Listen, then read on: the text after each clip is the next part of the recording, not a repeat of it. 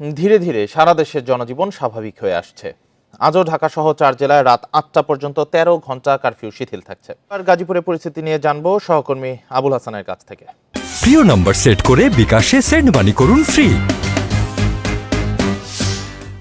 গাজীপুরে সকাল 7টা থেকে রাত 8টা পর্যন্ত কারফিউ শিথিল রয়েছে এবং এই কারফিউ শিথিলের কারণে মানুষের ভিতরে কিন্তু অনেকটাই স্বস্তি কাজ করছে এবং মানুষ তাদের নিত্য প্রয়োজনের যেমন মহাসড়কে বেরিয়ে এসেছে তেমনি বিপণী বিতান দোকানপাটে কিন্তু ভিড় করছে। আপনি নিশ্চয়ই দেখতে পাচ্ছেন যে এখানে যে দোকানপাটগুলো রয়েছে সেই দোকানপাট খোলা রয়েছে এবং মানুষ সেখানে কেনাকাটা করছেন এবং যে কাঁচা বাজার বিশেষ করে সেখানে কিন্তু মানুষের ভিড় আমরা দেখেছি। এছাড়া তৈরি পোশাক কারখানা খোলা রয়েছে, যেহেতু আগস্ট মাসে আজকে প্রথম দিন অনেকেই নতুন করে কারখানায় যোগদান করবেন, সেই কারণে কারখানাগুলোর অনেক ফটকে কিন্তু আমরা কাজ প্রত্যাশীদের ভিড় লক্ষ্য করেছি। এছাড়া সকাল থেকেই শ্রমিকরা কিন্তু যথারীতি কাজে যোগ দিয়েছেন। অনেকটাই স্বাভাবিক হয়ে এসেছে মানুষের জীবনযাত্রা এবং মানুষ স্বাভাবিকভাবেই চলাফেরা করছে এবং এখানে আইন শৃঙ্খলা রক্ষাকারী বাহিনী যেটি বলছেন যে তারা আইন শৃঙ্খলা রক্ষায় বিভিন্ন মোড়ে মোড়ে বাড়তি সতর্ক অবস্থানে রয়েছেন। এছাড়া র্যাব পুলিশের টহল রয়েছে, বিজিবির টহল রয়েছে।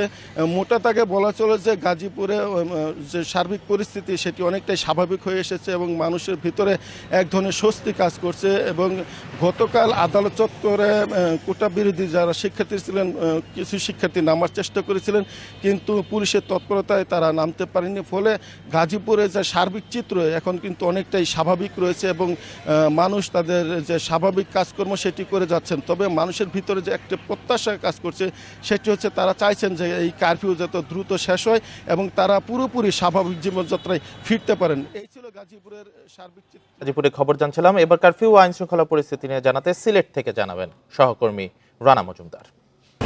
সিলেটে আজকে সকাল 6টা থেকে রাত 10টা পর্যন্ত কারফিউ শিথিল করা হয়েছে। আমরা এই মুহূর্তে রয়েছি সিলেটের যে গুরুত্বপূর্ণ পয়েন্ট রয়েছে নগরীর জিন্দাবাজার পয়েন্টে এবং এখানে আমরা দেখতে পাচ্ছি যে এখনও যদিও দোকানপাট খুললেনি, তবে অনেকেই কিন্তু তাদের দোকানপাট আস্তে আস্তে খুলতে শুরু করেছেন এবং তারা বলছেন যে বেলা গড়াবার সাথে সাথে কিন্তু দোকানপাটের যে খোলার পরিমাণটি সেটিও বৃদ্ধি পাবে। পাশাপাশি আমরা আরেকটি বিষয় লক্ষ্য করেছি যে আপনি জানেন গতকালকে থেকে কিন্তু অফিসের যে আগের সময়সূচি ছিল সেই স্বাভাবিক সময়সূচি অনুযায়ী অফিস খুলতে শুরু করেছে। সেই কারণে বিভিন্ন অফিস আদালতের যারা কর্মজীবীরা রয়েছেন রাস্তাঘাটে তাদেরও কিন্তু উপস্থিতি আমরা লক্ষ্য করেছি।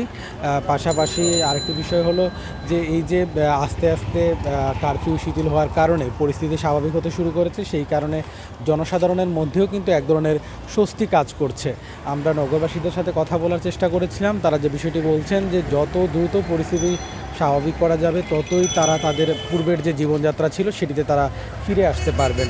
পাশাপাশি নগরীর আইনশৃঙ্খলা পরিস্থিতি নিয়ন্ত্রণের ক্ষেত্রে আমরা যে বিষয়টি লক্ষ্য করতে পারছি যে এখানে কিন্তু বিভিন্ন গুরুত্বপূর্ণ পয়েন্টে আইনশৃঙ্খলা রক্ষাকারী বাহিনীর সদস্যদেরকে মোতায়েন করা হয়েছে।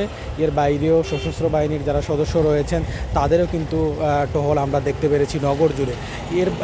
এর বাইরেও আসলে বিভিন্ন আর্থিক প্রতিষ্ঠান কিংবা ব্যাংকেও কিন্তু আমরা যারা ক্রেতা সাধারণ কিংবা যারা সেবাগ্রহীতা রয়েছেন তাদের কিন্তু এক ধরনের ভিড় লক্ষ্য করেছি।